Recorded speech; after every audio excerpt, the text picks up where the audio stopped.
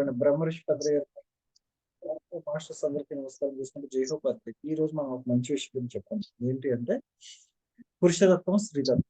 స్త్రీతత్వం అంటే ఏంటి, పురుషతత్వం అంటే ఏంటి, దీనికి సింబాలిక్ ఎవరు. మనకి ఇంకోటి ఏంటంటే, మనం ప్రతిసారి క్లాసులో చెప్పుకునే విషయం ఏంటి అంటే, మనం ఆచరించకుండా ఏ విషయాలు కూడా ఎవరికి చెప్పకూడదు. ఓకే, మనం ఆచరించకుండా ఏ విషయాలు ఎవరికి చెప్పకూడదు. అది పూర్తిగా 100% కూడా అది పూర్తిగా ఆచరించే వాళ్ళు ఎవరన్నా ఉన్నారు అంటే, పరమాత్మ స్వరూపంలో ఎవరన్నా ఉన్నారంటే పరమశివుడు. పరమశివుడు ప్రతిదీ ఆచరిస్తాడు. పరమశివుడు ప్రతిదీ ఆచరిస్తాడు.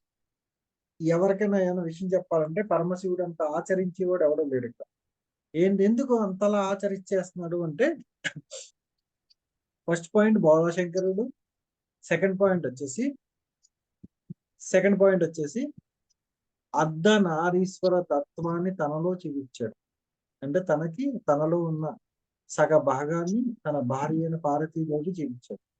అది మీరు చూపించాడు. పార్వతీదేవి శివుడు అర్ధనారీశ్వర తత్వంలో ఉన్నాడు, పార్వతీదేవి శివుడు మాత్రమే అర్ధనారీశ్వర తత్వంలో ఉన్నారు అని మీరు అనుకుంటున్నారు. కానీ విషయం అది కాదు. అక్కడ విషయం ఏంటి అంటే,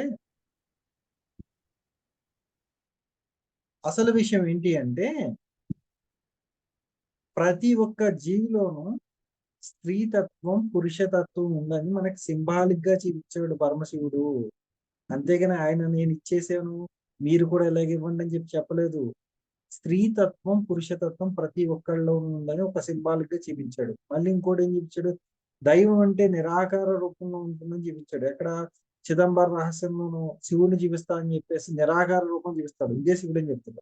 అక్కడ కూడా మనకి ఎగ్జాంపుల్ గా ఆయన నిలబడ్డాడు. అందుకే పరమశివుడు, మహాశివుడు.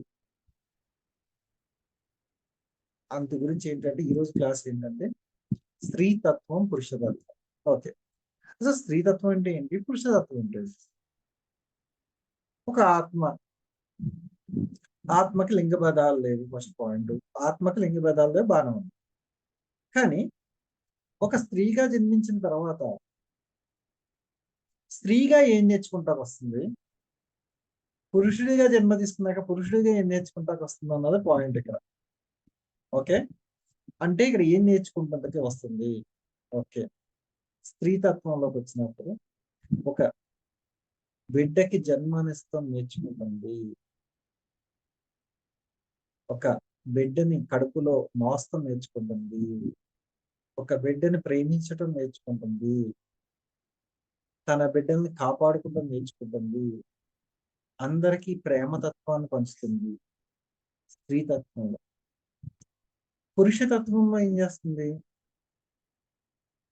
ఒక తండ్రిగా, ఒక కొడుకుగా, ఒక తమ్ముడుగా, ఒక అన్నగా, ఒక మావయ్యలాగా, ఒక బాబాయ్యలాగా తన దగ్గర ఉన్న వాళ్ళందరి బాధ్యతలు తీసుకుంటాకే పురుషతత్వంలో ఉంది.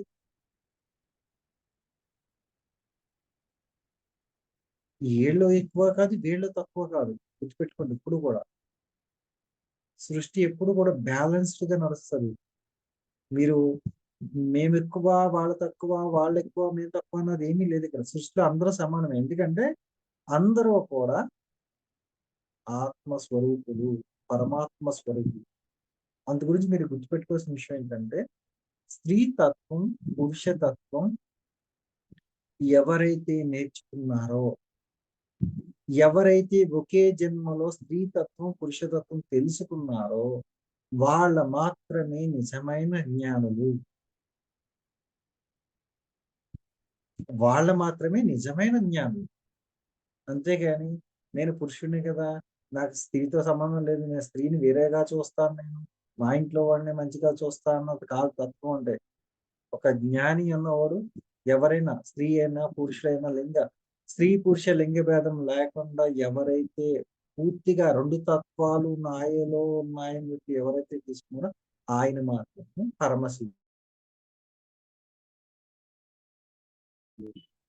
ఓకే, అంటే ఇక్కడ ఏమవుతుంది అసలు నిజంగా క్వాలిటీస్ ఎలాగా. ఓకే,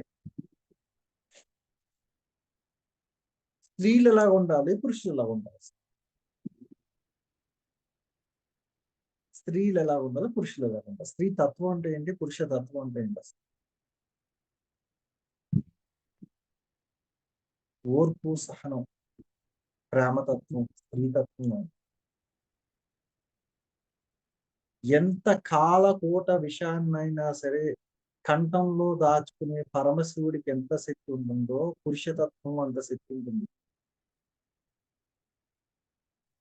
స్త్రీలకు చిన్న విషయానికి కూడా చెలించే శక్తి ఉంది. పురుషుడికి ఎంత పెద్ద సమస్యనైనా సరే దాన్ని ఆపుకునే శక్తి ఉంది. మనకి రెండు కావాలి, రెండు బ్యాలెన్స్డ్. ఇది ఈ రెండింటిని బ్యాలెన్స్డ్ చేయాలంటే ఎలా చేయాలి? ఆ రెండు మనలోనే ఉన్నాయి. ఒక్కొక్కరు చాలా మంది అంటారు, హస్బెండ్ లేనప్పుడు, హస్బెండ్ త్వరగా ఎవరైనా చనిపోతే ఆ అమ్మాయి ఏమంటది అంటే, ఏమోనండి ఆయన చనిపోయాక నేను ఒక స్త్రీని మర్చిపోయి నేను పని చేస్తున్నానండి అంటే. అవునా? ఎప్పుడైనా అన్నారా ఇటువంటి మాట? అంటే ఇక్కడ ఏంటి అంటే తనలో ఉన్న తత్వం బయటపడ్డది. అందుకే రెండు తత్వాలు కావాలి మనకి. ఎందుకు రెండు తత్వాలు కావాలి? మీ దగ్గరకు వచ్చి ఎవరన్నా చెడ్డ పని చేసినప్పుడు పురుషతత్వంతో చెప్పు తీసి కొట్టి శక్తి రావాలి మీకు. ఎవరన్నా మీ దగ్గరికి పురుషుడిగా మీరున్నారు, ఎవరన్నా మీ దగ్గరికి వచ్చినప్పుడు జాలిపడే స్త్రీ లక్షణం కావాలి. ఇది కదా నిజమైన జీవితం. స్త్రీ తత్వం, పురుషతత్వం. ఓకే, ఎలా ఉంటదండి అసలు నిజంగా స్త్రీ తత్వం ఎక్కువైపోతే ఏమవుతుందండి? పూర్తిగా అందరినీ ప్రేమించేస్తుంటారు, బ్రహ్మాండంగా ఉంటారు, అది ప్రాబ్లం లేదు వెళ్తారు. నిజంగా ఇప్పుడు ఈ జన్మలో స్త్రీగా జన్మ తీసుకుంటే పురుషతత్వం ఎక్కువైపోతే ఏమవుతుంది? ఈ జన్మలో స్త్రీగా జన్మ తీసుకున్నారు, పురుషతత్వం ఎక్కువైపోతే ఏమవుతుంది? నువ్వు రా, అసలు నీ సంగతి ఎందుకు చెప్తా, రా రా రా అని దెబ్బలాట్లు వెళ్ళిపోతాను. ఇంకా అవతల రావక్కర్లేదు, వీళ్ళే కమాన్ కమాన్ అంటారు దెబ్బలాట్లు. ఇంకా ఏం మాట్లాడతారో చూసుకోకుండా మాట్లాడేస్తారు. ఎందుకు అంటే వాళ్ళ స్థితిని తెలుసుకోలేరు. ఎందుకు తెలుసుకోలేరు అంటే అతను ఉన్న స్థితి, గతి, లయ మొత్తం తప్పిపోయింది. ఎందుకంటే ఇక్కడ జన్మలో ఒక స్త్రీగా జన్మ తీసుకుంది. కాకపోతే తన ఒక్క ఆత్మ ఉన్నతిని ఎలా పెంచుకుంటుంది అక్కడ? పురుషుడి అనుభవాలు తీసుకుంటుంది. ఈ పురుషుడి అనుభవాలు తీసుకునేటప్పటికి ఏమవుతుందంటే తన పూర్తిగా పురుషతత్వంలోకి వెళ్ళిపోతూ ప్రతి ఒక్క విషయంలోనూ పురుషుడి లాగానే ఆలోచిస్తుంది. ఓకే, ఇది కొద్దిగా క్రిటికల్ కేసు. ఎందుకంటే పూర్తిగా ఒక స్త్రీకి పురుష తత్వం ఎక్కువైపోతే ఏమవుతుందంటే పూర్తిగా వాళ్ళ ఒక ఫ్యామిలీ లైఫ్ లో కానీ బయట సమాజంలో కానీ చాలా ప్రాబ్లమ్స్ ఫేస్ చేయాల్సి వస్తుంది. ఓకే, దీనికి రివర్స్ తీసుకుందాం. ఒక పురుషుడికి స్త్రీ లక్షణాలు ఎక్కువైపోయినాయి. ఇది కూడా డేంజరే. ఇది కూడా డేంజర్. ఎందుకంటే పొరపాటును కూడా బతకనివ్వరు జనంలో. పొరపాటును కూడా బతకనివ్వరు. పూర్తిగా స్త్రీ తత్వాలు ఎక్కువ పురుషుడి కంటే అమ్మ ఎవరిని గొడవ పడుతుంది సార్, అమ్మ ప్లీజ్ అమ్మ అదమ్మా ఇదమ్మా అనేది అప్పుడు ఏముంటదంటే, అదేంటి మగోడే నువ్వు బతిమాలుతున్నావు, దెబ్బలాటకి ఎందుకు రావు? అందు గురించి మనం ఈ రోజు నుంచి ఏం తెలుసుకోవాలంటే, ఈ క్లాస్ ద్వారా ఏం తెలుసుకోవాలంటే మనలో ఎంత తత్వం ఉంది, నిజంగా పురుషతత్వం ఉందా, స్త్రీ తత్వం ఉందా, బ్యాలెన్స్ చేస్తున్నాం, కరెక్ట్ గా ఉందా లేదా చెక్ చేసుకోవాలి. ఒక స్త్రీకి 60% పురుషతత్వం ఉండి ఒక 40% స్త్రీతత్వం ఉందంటే ప్రాబ్లం లేదు. ఒక పురుషుడికి 60% స్త్రీతత్వం ఉండి 40% పురుషతత్వం ఉన్న ప్రాబ్లం లేదు. కానీ ఇది మొత్తం పూర్తిగా ఒక 80% అది, ఒక 20% ఇది అయితే చాలా ప్రాబ్లమ్స్ వస్తాయి. అందుకే మీరు ఏ స్థితిలో ఉన్నారో మీకు మీరు చెక్ చేసుకోండి. దీన్ని ఎలా చెక్ చేసుకోవాలండి? మీకు ఎదట మనిషిని దీన్ని ఎలా చెక్ చేసుకోవాలి? మీరు పురుషులైతే మీరు స్త్రీని చూసే విధానం ఎలా ఉందో చెక్ చేసుకోండి. మీరు స్త్రీ అయితే పురుషుడిని చూసే విధానం ఎలా ఉందో చెక్ చేసుకోండి. అప్పుడు మాత్రమే అసలు విషయం బయటకొస్తది. నేనసల ఏ మగాడిని చూసినా చిరాకొచ్చేస్తుందండి నాకు. వాడిని చూస్తే అరికాళ్ళ నుంచి మంటొచ్చేస్తుందంటే 95% స్త్రీతత్వం ఎక్కువైపోయిందక్కడ. పురుషుడికి 95% ఎక్కువ. అసల ఈ ఆడోళ్ళున్నారు చూసారా అసల బతకనివ్వరండి వేస్ట్ అండి. అంటే మనలో ఏ తత్వం ఉంది? మనం ఎలాగున్నాం?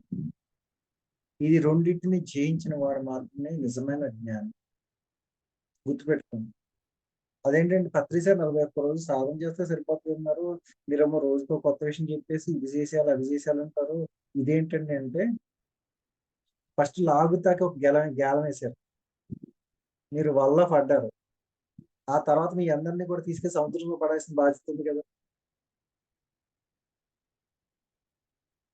ఆ సముద్రమే మహాచైతన్య శక్తి గాని, దివ్య చైతన్య శక్తి గాని. ఇంకా నదిలో ఉంటారా? సముద్రంలోకి వెళ్ళిపోతారా? ఈరోజు ఇది గనక మనం జయించకపోతే స్త్రీతత్వాన్ని, పురుషతత్వాన్ని కూడా నేను స్త్రీనండి. నేను మా ఇంటి నుంచి బయటికి రానండి అన్నారంటే మనం ఆత్మజ్ఞానులు కాదు. నేను పురుషుడినే గానండి నేను స్త్రీలతో మాట్లాడనండి. నాకు సిగ్గెక్కువ అన్నానంటే ఇది కూడా ఆత్మతత్వం కాదు. నిర్భయంగా ఒక సబ్జెక్ట్ మాట్లాడే శక్తి రావాలి. ఒక స్త్రీ, పురుష లింగ భేదం లేకుండా ఏ విషయం గురించన్నా మాట్లాడే శక్తి రావాలి. నాట్ ఓన్లీ అదర్ విషయాలు కాదు. సబ్జెక్ట్ పరంగా. సృష్టి ధర్మం గురించి గాని, సృష్టి లయం గురించి గాని, ఏదైనా ఎనీథింగ్ ఏ టాపిక్ ఇచ్చినా మాట్లాడే శక్తి రావాలి. అప్పుడు మాత్రమే మనం నిజంగా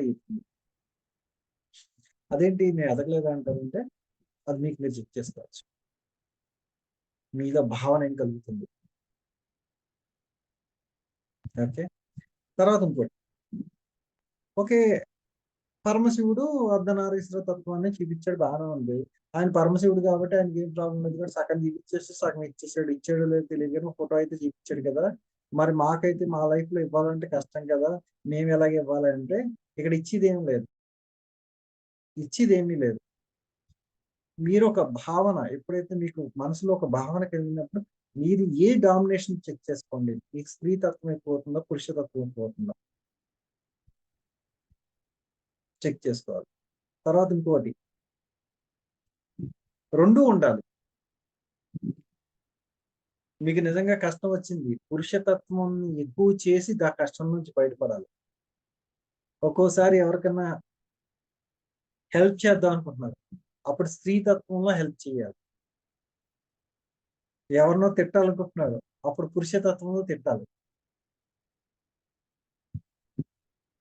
2 మీలోనే ఉన్నాయి. 2 చైతన్యాలని మీరు పట్టుకున్నప్పుడు మాత్రమే మనం ముందుకెళ్తాం. ఇయన్నీ కాదండి. ఈ స్త్రీ తత్వం కాదు, పురుషతత్వం కాదు. నాకు జ్ఞానమే కావాలనుకుంటున్నారంటే ఫస్ట్ ఈ 2 విషయాలను కూడా మర్చిపోండి. స్త్రీ లింగ్ స్త్రీ, పురుష లింగ భేదాలు లేవని చెప్పి ఫిక్స్ అయిపోండి అంతే. ఎవరు ఫోన్ చేసినా చెప్పమ్మా, చెప్పు నాన్న. అబ్బాయి ఫోన్ చేసాడు చెప్పమ్మా. అమ్మాయి ఫోన్ చేసినా చెప్పమ్మా. అబ్బాయి ఫోన్ చేసాడు చెప్పు నాన్న అంతే. మీరు ఇలాగ ఎప్పుడైతే అలవాటు చేసుకుంటా ఉన్నారో మీ దగ్గరికి వచ్చేవాళ్ళు కూడా అటువంటిలో వస్తారు. ఎక్కడ ప్రాబ్లం రాదు. Second point. నిజంగా ధ్యానంలోకొచ్చాక ధ్యానంలోకొచ్చాక ప్రతిరోజు సాధన చేస్తున్నాం బాగానే ఉంది. సాధన చేసినప్పుడు మనకున్న ప్రాబ్లమ్స్ ఎలా తీరుతుందని మనం ఒకసారి చెప్పుకున్నాం క్లాస్‌లో. ఏంటంటే మనలో ఉన్న పరమాత్మ బయటికెళ్ళి అయన్నీ బయట పనులన్నీ చేసుకున్నప్పుడు మళ్ళీ మనలోకి వచ్చినప్పుడు మనకి చేస్తున్నాడు అని చెప్పి చాలా సార్లు చెప్పుకున్నాం కింద. అది కాకుండా ఇంకొకటి ఏంటి అంటే మనం సాధన చేస్తున్నప్పుడు మాస్టర్స్ మనకు కొన్ని సహాయం చేస్తారు. ఏంటి ఆ సహాయం అంటే సేమ్ మన సిట్యుయేషన్‌లో ఉన్న వాళ్ళందరిని తీసుకొచ్చి మన దగ్గర నిల్చోబెడతారు. నుంచోబెట్టినప్పుడు వాళ్ళకి మీరు మీ సమస్య మర్చిపోయి వాళ్ళకి సమస్యకి పరిష్కారం మీరు చూపించిన వెంటనే మీ కర్మ కూడా రిలీజ్ అయిపోతుంది. అంతేగాని సేమ్ టు సేమ్ ఆపించే మీరు నేనే ఆడలేకపోతున్నాను, మీరే వస్తారు, మీరు నేను కూర్చుని ఆడాలని చెప్పి అనుకున్నాం అంటే మళ్ళీ అక్కడ డబల్ త్రిబుల్ అయిపోతుంది అది. అందు గురించి గుర్తుపెట్టుకోవాల్సిన విషయం ఏంటంటే మీరు ఎంత పెద్ద సమస్యలు ఉన్నా సరే మీ దగ్గరికి మిమ్మల్ని వెతుక్కుంటా ఎవరినో వచ్చి ఈ సాధన నాకు ఈ ప్రాబ్లం ఉందన్నప్పుడు మీరు మాత్రమే తీర్చాలి, వేరే వాళ్ళ దగ్గరికి వెళ్ళద్దు. అది మీకు తెలియకపోతే ఎవరికొకరు ఫోన్ చేసి తెలిసి మీరే దాన్ని పరిష్కరించాలి. అప్పుడు మాత్రమే మన స్పిరిచువల్ గా ఎదుగుతానికి ఆస్కారం ఉంటుంది. ఇంకోటి ఏంటంటే స్త్రీ తత్వం పురుష తత్వాన్ని నిజంగా మీరేం అర్థం చేస్తున్నారు? అసలు రెండు ఎందుకు ఉన్నాయి?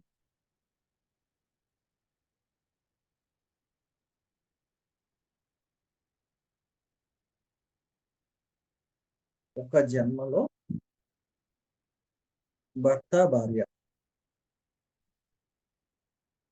భర్త భార్యని బాగా ఎమర్చి పెట్టాడు, బాగా కొట్టాడు, తిట్టాడు, భర్తను అసలు భర్త ప్రేమగా చూడలేదు. అప్పుడు నెక్స్ట్ జన్మలో ఈ భర్త స్త్రీ జన్మ తీసుకుంటాడు, అక్కడ పెట్టిన బాధ అంతా కూడా అనుభవిస్తాడు. అప్పుడైనా రియలైజేషన్ అవుతాడా లేదా అని చూస్తారు. అప్పుడు రియలైజేషన్ అయినాక గొడవలు ఏం పని. అప్పుడు కూడా కాలేదు అంటే మళ్ళీ స్టోరీ మొదలుకే. అందుకే గుర్తుపెట్టుకోండి, మనకి ఏ ఏ మనకు ఇప్పుడు ఉన్న పరిస్థితి పురుష తత్వంలో నేను పురుషుడిని, నేను పురుష తత్వంలో ఉన్నా, స్త్రీ తత్వంలో ఒక స్త్రీ నా దగ్గరికి వచ్చినప్పుడు నేను ఎలా గౌరవిస్తున్నాను అన్నది మనం తెలుసుకోవాలి. ఒక స్త్రీగా ఉన్నాము, ఒక పురుషుడి దగ్గరికి వచ్చినప్పుడు మనం ఎలా ఉంటున్నామో మనం తెలుసుకోవాలి. ఈ రెండింటిని మనం గమనించకపోతే మాత్రం చాలా ప్రాబ్లమ్స్ వస్తాయి. అందు గురించి గుర్తుపెట్టుకోవాల్సిన విషయం ఏంటంటే మీ దగ్గరికి ఎవరు వచ్చినా సరే మన బాగా అడిగింది అసలు ఎలాగా గమనించాలండి అసలు అంటే ఒకటే చెప్పాను నేను ట్రిక్ ఫాలో అవుతానమ్మా ఏంటి అంటే నువ్వు నా దగ్గర రాగానే నేను నా కూతురుగా అనుకుని నేను మాట్లాడతానమ్మా, నీ దగ్గరికి ఎవరిని వస్తే నువ్వు కొడుకు అనుకుని మాట్లాడేసుకో అని చెప్పాను. అంతే, సింపుల్ టెక్నిక్ ఏం లేదు. మీరు నా దగ్గరకు వచ్చి మాట్లాడితే నా కూతురు ఇలా మాట్లాడితే అలా మాట్లాడుతాను అయిపోతుంది. నేను మీ దగ్గరికి వచ్చినప్పుడు మీరు నన్ను కొడుకు అనుకోండి, గోడవలు అనిపోయినాడు. ఇటువంటి చిన్న చిన్న వాటితో మనం బయటపడవచ్చు.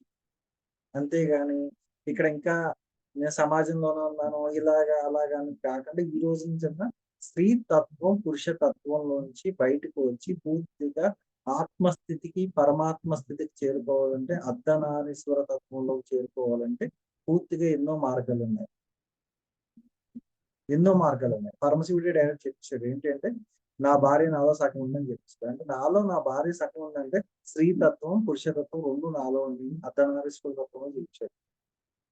చిదంబర రహస్యం ఏం చెప్పాడు, నిరాకార రూపంలో ఉన్నాను, అక్కడ ఏమీ లేని శూన్య స్థితిలో ఉన్నా అని చెప్పాడు.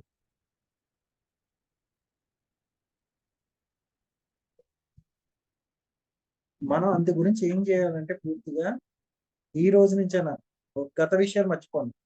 గతంలో ఆ మాస్టర్ ఏదో అన్నాడు, ఈ మాస్టర్ ఏదో అన్నాడు, ఆ మాస్టర్ నాతో ఇలా మాట్లాడాడు, అసహ్యంగా మాట్లాడి ఆడు అసహ్యంగా మాట్లాడినా మీరు ఎలా మాట్లాడారు గుర్తుపెట్టుకోండి. అంతే, వాడితో కూడా సరిగ్గా మాట్లాడుకుని నేర్చుకోవాలంటే ఓకే. ఈ రోజుకి ఇదే క్లాస్, ఎందుకంటే దీని గురించి నాకు ఎక్కువ చెప్పాలని లేదు. దీని గురించి ఏమైనా క్వశ్చన్స్ అడిగితే అడగండి. ఓకే, థ్యాంక్ యూ మాస్టర్ జీవితం. సార్ చాలా బాగుంది సార్ క్లాస్.